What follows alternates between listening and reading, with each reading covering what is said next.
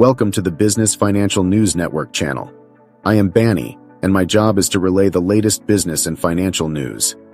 President Joe Biden and House Speaker Kevin McCarthy have unveiled a 99-page bill that aims to suspend the nation's debt limit through 2025 and impose limits on government spending. The plan seeks to avoid a federal default and has provisions for funding medical care for veterans, altering work requirements for government aid recipients, and streamlining environmental reviews for energy projects.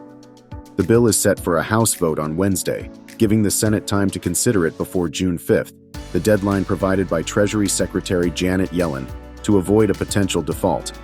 Some conservatives and Democrats have raised concerns about deficit reduction and proposed changes to work requirements, respectively.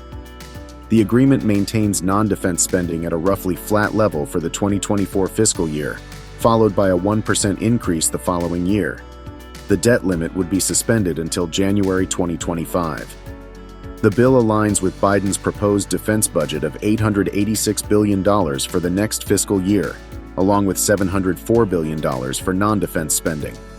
Congress will be required to approve 12 annual spending bills or face a 1% cut based on the previous year's limits.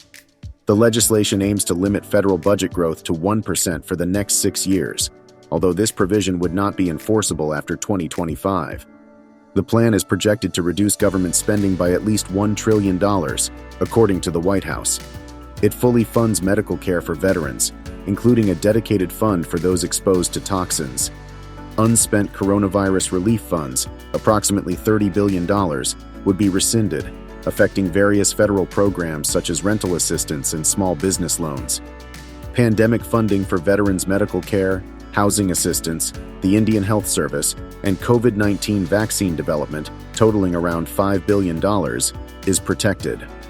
The bill also reduces IRS funding by $1.4 billion, targets expanding work requirements for the Supplemental Nutrition Assistance Program, SNAP, and makes adjustments to the Temporary Assistance to Needy Families program.